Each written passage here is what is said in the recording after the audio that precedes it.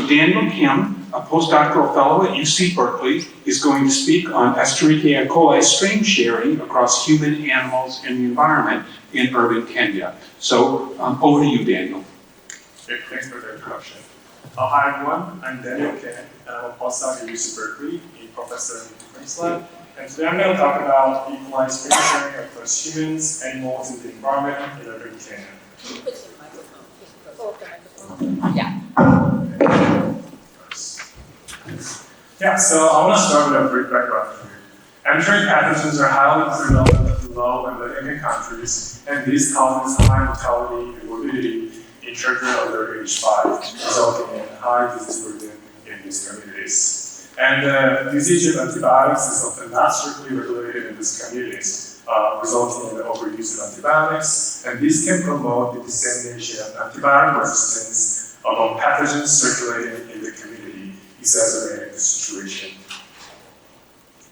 So to mitigate these infections, it is important to understand how these pathogens are transmitted in the first place to develop an effective intervention strategies. Entering infections occur by exposure to fecal contaminants, either via direct or indirect contact with infected hosts or the fecal contaminants in the environment. So it is important to understand how these pathogens are transmitted across all sectors, including humans, animals, and the environment.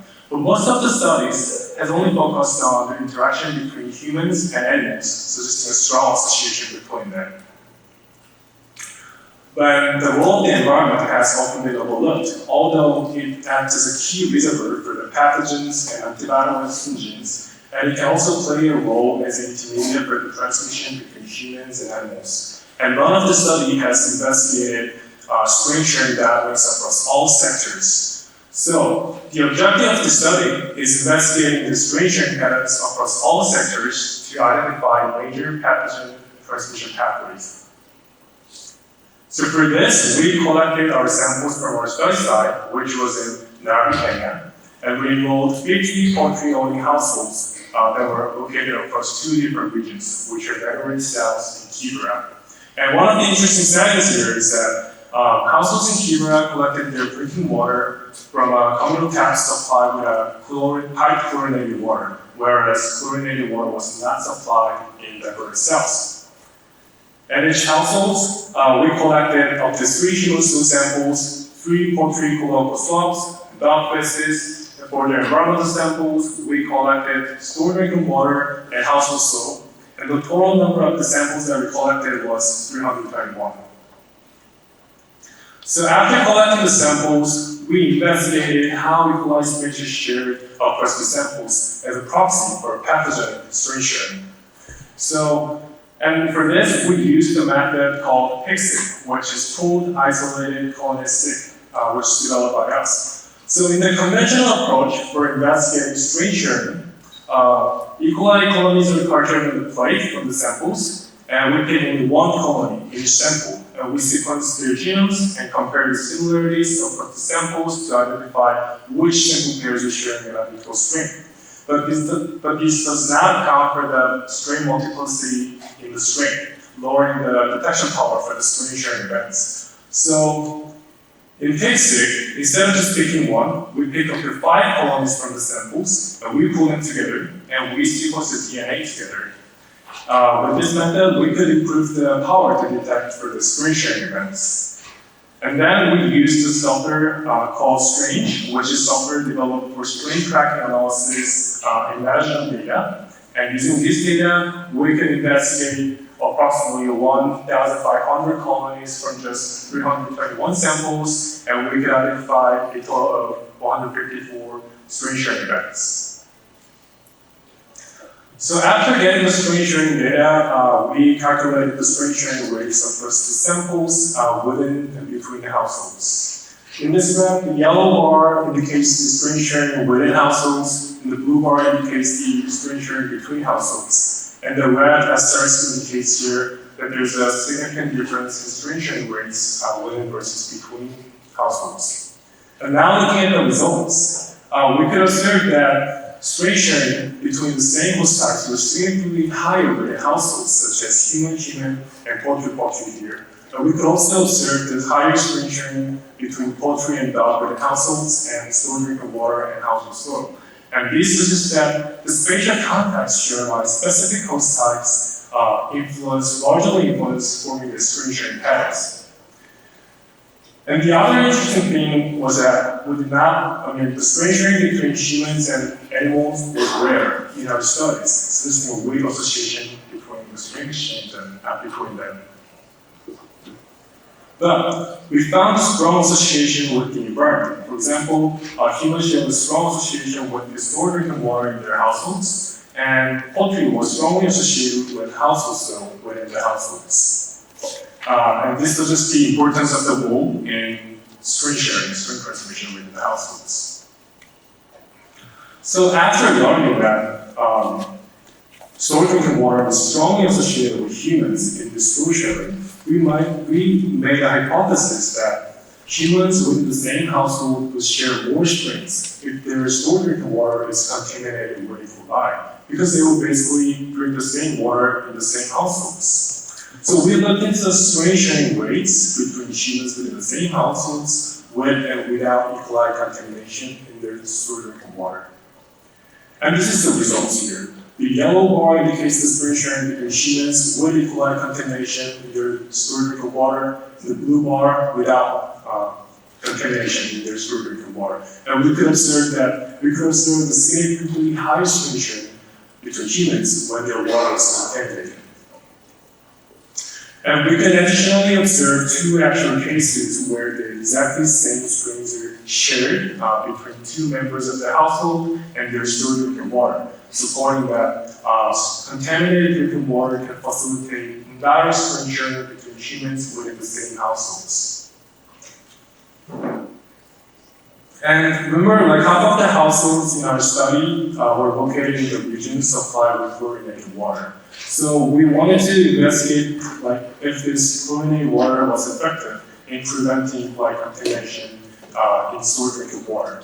So this is the results from the parent study, which included 106 households, including the 50 households in our study.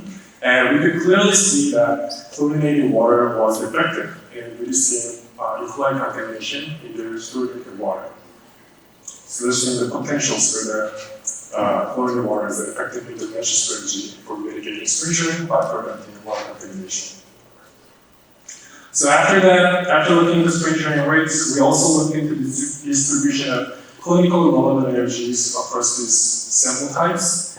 And while we could see many allergies presented in each sample type, some of the allergies were widely prevalent across all sample types. And one of them was the gene that confers resistance to beta-lactam.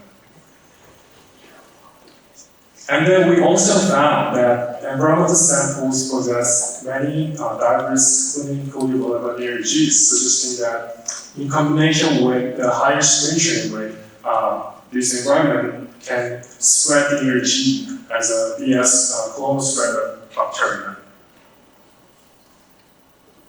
So for the conclusion, we likely suggest that stored drinking water was a key pathway for the strain transmission within the households, and we also found that contaminated stored drinking water can facilitate the indirect strain sharing between humans, emphasizing the importance of safe drinking water.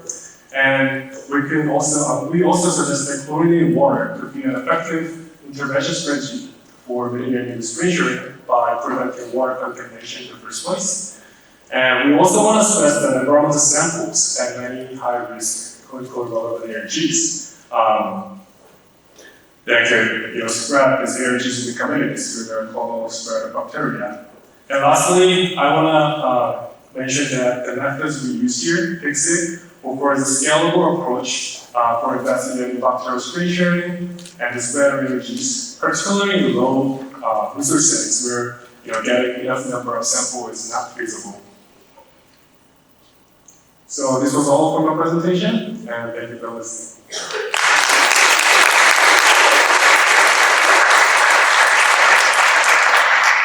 Thank you, Daniel, for a presentation that's really appropriate for a One Health session. And I think we also all feel a little bit of the connection with your, your PI, Amy Pickering, who is a beloved member of the Stanford community for taking her faculty position there at Berkeley. So I would like people to think about any questions they have for Daniel. Please come to the microphone. And while you are getting your questions together, maybe I'll start. Jonna had us all excited about cross-species transmission. And then you didn't show us much. Why don't you think you saw much post-species transmission in your model?